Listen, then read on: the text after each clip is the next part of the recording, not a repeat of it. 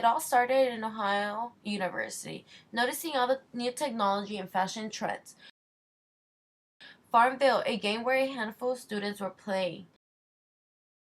It's a game that intended to allow people mentally escape the fast pace of the city life. More of a way to build more of a genie sense of belongings to a larger community life, just like it's used to be back on the farm 100 years ago.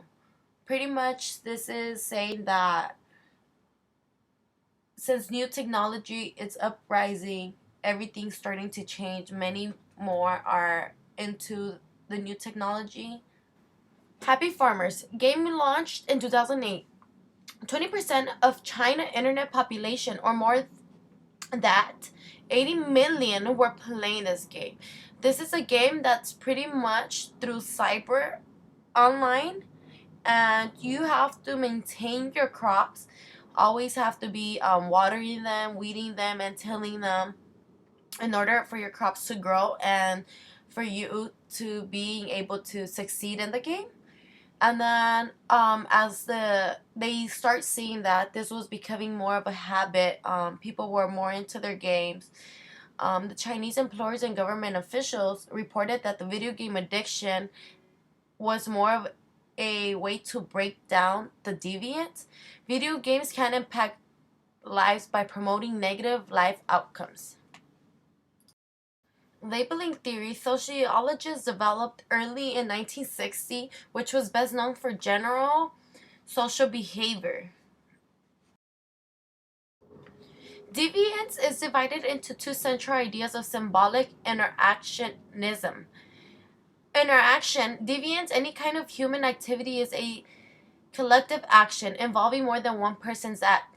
Symbolic, the interaction between supposed deviant and the conformist is governed by the meanings that they input to each other's actions and reaction. Meaning, various refers to be by symbolic interactionism. As a symbol, significant gestures and interpretations, definitions, or labeled. A dynamic process of symbolic interactions between both deviants.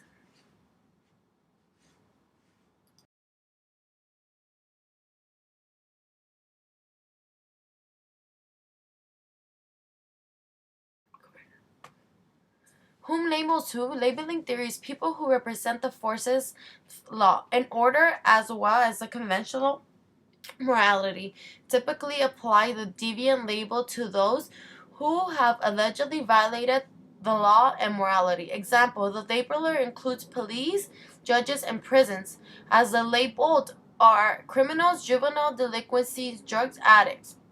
Also, if you were to be in white or to be in black, who's going to get charged with the worst?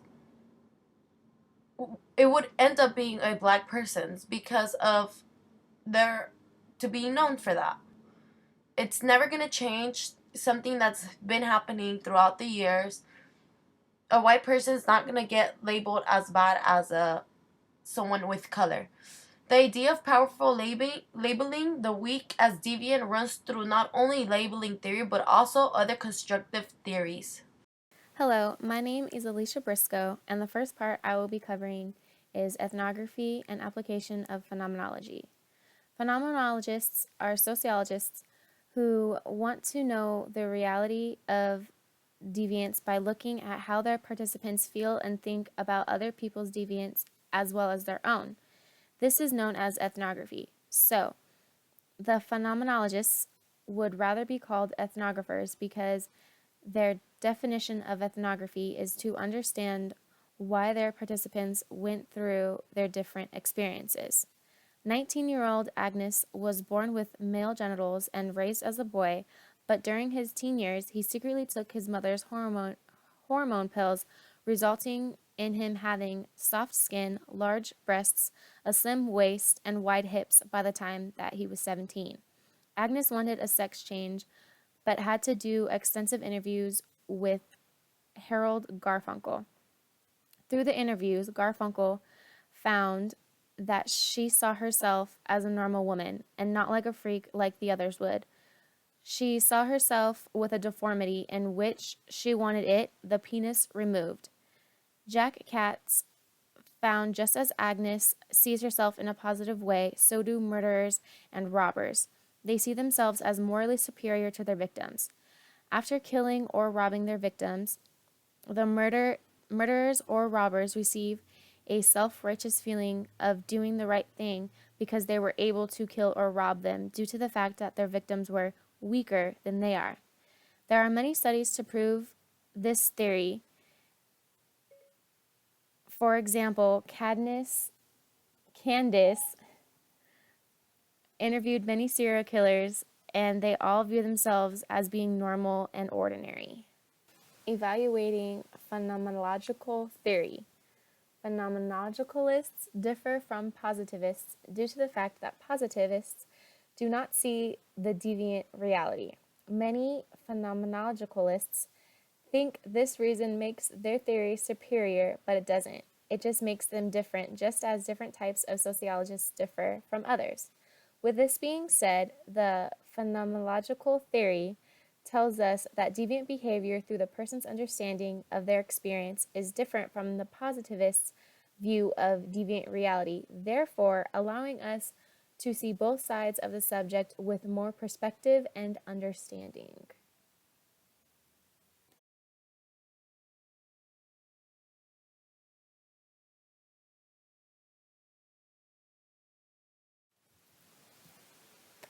Conflict theory. Conflict theorists are sociologists who look at conflict such as social and cultural in modern day societies. Social conflict is between diverse groups of people that have different interests, needs, and or desires. Cultural conflict is what is viewed as right or wrong in cultures. So, what may be viewed as a wrong in one culture may be accepted or viewed as right in another culture. Both social and cultural conflicts have been known to have criminal behaviors tied to it. Up until the 1970s, conflict theorists have always looked at criminal behavior rather than the actual definition. Today, we Today we have many conflict theorists with the same basic views but different criminal definitions. And the last part I will be going over is the power theory. How much power a person has or does not have influences the type of deviance a person is willing to do. Just like power affects the type of deviance, it also affects the cause. There are 3 reasons why the powerful are more likely to commit profitable deviance than the powerless to commit less profitable deviance. The first one is the powerful have more motivation to commit deviant tasks than the powerless people. This means powerful people tend to set their goals higher than the powerless people, but it is usually so high that one cannot reach it. The second reason is the powerful have more deviant opportunity than the powerless. They have more access to resources to commit such devious crimes. The third reason is the powerful have much less social control than the powerless. The powerful often have an in with the law enforcement, whereas the powerless usually do not. These 3 reasons are why the powerful are more likely to be involved with powerful deviancy than the powerless involved with the powerless deviancy. Phenomenological theory.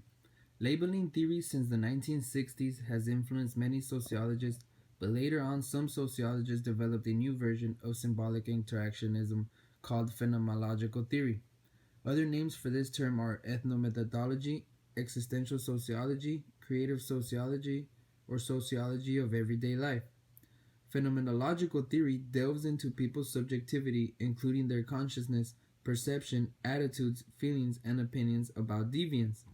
It assumes that all kinds of people, whether deviants, are highly subjective in constructing, defining, or interpreting deviance. Critique of positivism.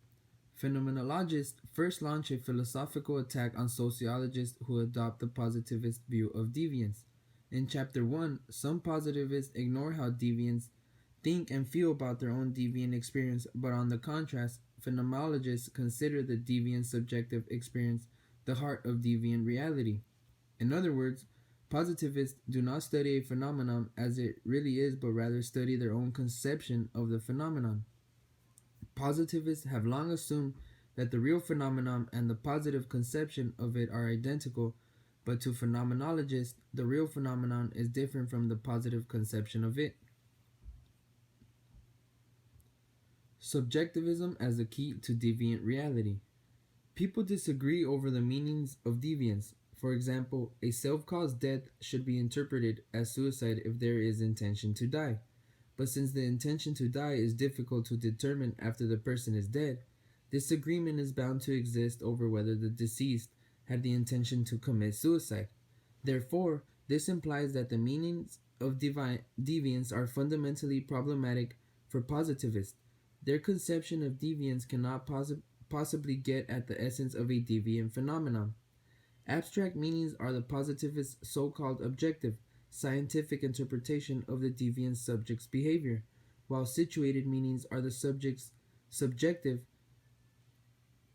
interpretation of the subject's own behavior. Alfred Schutz, a founder of phenomenology, refers to the abstract objective meanings as constructs of the second degree and the situated subjective meanings as constructs of the first degree. Phenomenologists insist that the positivist subjective idea about deviance is actually their own idea, and at best a pale representation of the deviant experience they study. First emerged in the early 20th century as a philosophical movement in France that questioned the basic values of modernism, such as innovation, rationality, objectivity, and other similar values represented by modern science and technology. The philosophical thought started to influence the arts and social sciences in the United States in the 1960s and the late 1980s. It has become a well known, though poorly understood, theoretical perspective in American sociology. Postmodernist theory contains both old and new ideas in the sociology of deviance. First is the theory's attack on the search for objective truth. To postmodernists, objectivity in modern science is actually subjective because it involves the scientists imposing their own privileged professional view on the subject under their investigation. This shows that the subject's own views are important for understanding deviance. Another old idea is what developers call deconstructionism. This term is defined as tearing a text apart, revealing its contradictions and assumptions, which means any phenomenon or event such as deviance. In other words, deconstruction is said to involve the breaking up of something that has been built, as in demolition, and exposing the way in which it is built. One new idea of postmodernist theory is linguistic domination.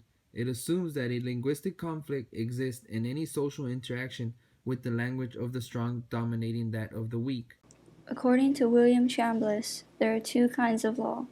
One is the law on the books, the ideal of law, and the other is the law in action, the reality of law.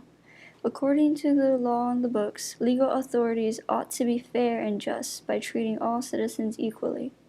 However, the law in action shows that legal authorities are actually unfair and unjust, favoring the rich and powerful over the poor and the weak. People blame the difference between these two types of law on the personal evil of lawmaking and law enforcing individuals, but Chambliss believes that those individuals are influenced by the historical and organizational background of the law instead of their own personal character.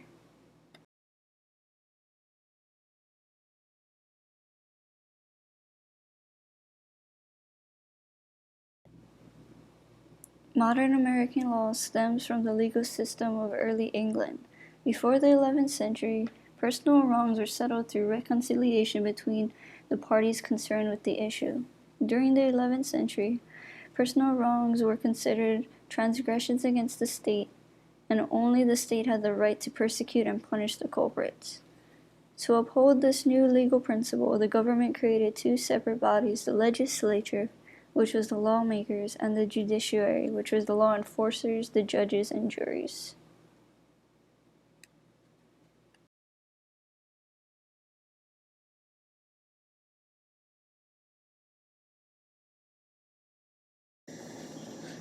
The legal reality theory is that laws change in favor of the ruling class. Historically, criminal law has served the interests of the rich and powerful rather than the interests of the poor and the weak. An example is in 14th century England, when vagrancy laws reflected in favor of the landowner's need for cheap labor by requiring poor able-bodied men to work for low wages.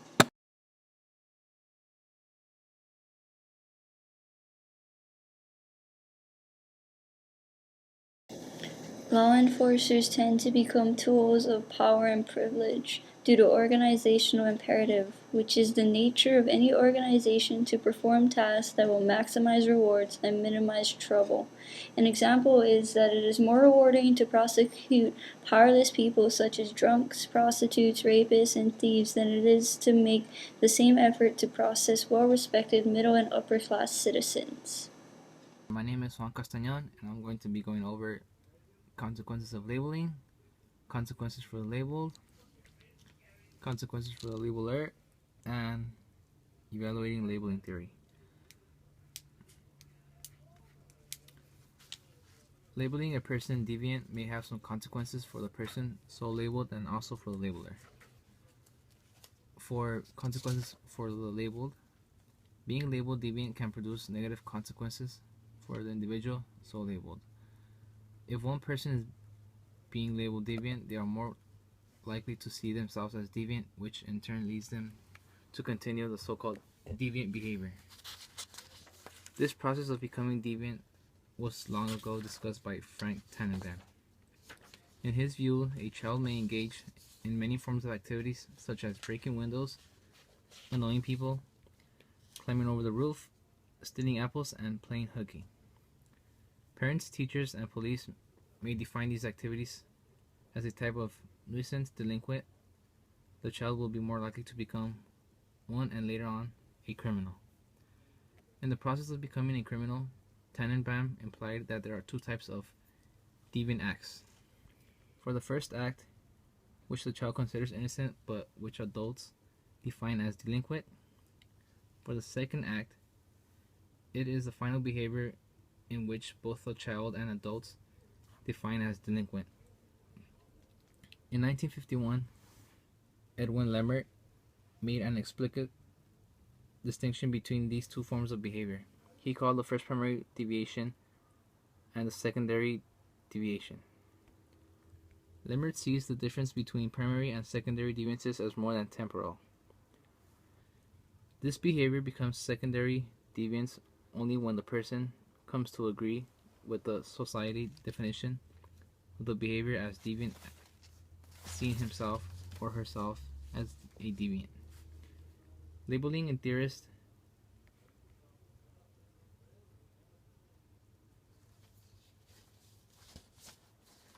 interest in analyzing the process of becoming a secondary deviant, that is how a person goes from primary to secondary deviation.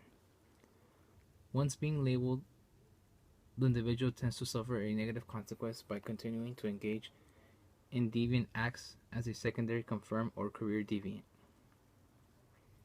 Labeling a person deviant tends to create positive consequences for the community that applies the label. Once the consequence is enhanced social order, the deviant effect does us a great service by teaching us what evil is like, presenting himself or herself as an object lesson for what we shall suffer if we do evil. Encourages us to avoid punishment and yoga. And this theory has also drawn a lot of criticism, of which only person are addressed in this section. Because the theory is not meant to explain what causes primary deviance, it can be used to explain how labeling causes secondary deviance. Labeling encourages further deviances, but many others do not. Teenagers who are publicly labeled as juvenile delinquent for having been convicted in court for an offense are more likely than their no-labeled peers to get involved in delinquent acts again. Finally, labeling theory cannot logically deal with hidden deviance and powerful deviant acts. Labeling theorists and effects suggest that powerful cannot be deviants because they can only be labelers. And now for evaluating critical and conflict theory. Conflict theorists blame the capitalistic or in the egalitarian society for the prevalence of the deviant labeling as deviant activities. Critical theorists now argue for it social equality were achieved, forms of human nastiness would greatly decrease rather than completely disappear. With no obligation of poverty in full egalitarian society, social inequality would be reduced as a cost of crime. However, white-collar, corporate, and state crime would still exist unless other steps are taken. Critical and conflict theories greatly contribute to our understanding of how social inequality, such as capitalism, patriarchy, influences the making and enforcing of norms and rules or laws or the definition, production, and treatment of deviance in society. Conflict theory is useful explaining the motivations behind the formulation of laws. For example, why the powerful bother to pass laws against such as non-political acts as illicit sex, gambling, drinking, even loitering. Laws against those trivial deviant acts serve to preserve these capitalistic values, the system, and hence the dominant position of the powerful. Alright, my name is Michael Calzada. I'm going to be going over Marxist theory. Alright, Marxist theory of strong bodies of work that are influenced by philosopher Karl Marx. Marx's main focus was for the social needs to begin with the economical structure at the base of his problem and build upwards. Alright, socialism would become a sole means of survival. Humanity would inevitably split into two categories that would contend the structure of capitalism: working class and those oppressed by those in the working class were the two categories. Marxism focused on the control of deviant behavior, describing how the powerful control the powerless. Deviance begins with the sense of control that can be derived from the nature of capitalism. Marxist believes that capitalism defines the working class. As humanity evolves, profit must be increased, forcing labor workers to work faster as well as longer hours. Work is not only given to the lowest bidder, but shipped to low-rate countries to concentrate on what we call cheap labor. Labor machines are created to increase productivity and replace workers from the labor force. By labor workers being forced out of work, this creates alienation, separating persons of working class due to the exploitation of capitalism. Those forced into exploitation would soon become lower class individuals, forcing themselves into crime to maintain some type of proper living situation. Marxist refers to these people as marginal surplus population. Capitalism forced many into a fall, creating not a property. Capitalism forced many into a fall, creating not only a property deviance amongst lower class individuals, but personal deviance as well. This included assault, rape, murder, etc.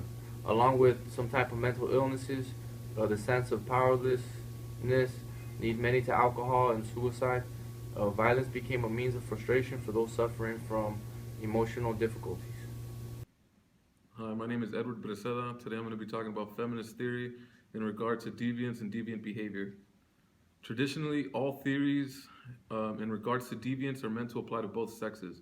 However, feminist theorists disagree. Feminist theorists argue that theories of deviance primarily embody male characteristics and behaviors which do not properly correspond with those of women. An example is Robert Merton's enemy strain theory, which assumes that the deviant behavior is caused by the strive for material success. Although this may be true for men, Charlotte Perkins Gilman maintained that, in contrast to men, women do not want to fight, to take, to oppress, but rather emotional fulfillment. Historically, women have been oppressed and marginalized in the labor field. Although there are greater opportunities for men to attain high positions and gain economic success, women are less likely than men to develop deviant and criminal behaviors once the availability of opportunistic economic success becomes unattainable. Although not stated in the book, feminist theories generally reflect the ideas of white middle class women while failing to acknowledge root causes of deviance amongst marginalized and oppressed women of color. Merton explains that the cause for deviant behavior and crime in the United States stems from the correlation between the large emphasis on success and lower opportunities provided to attain that success, specifically those for people of color and women of color.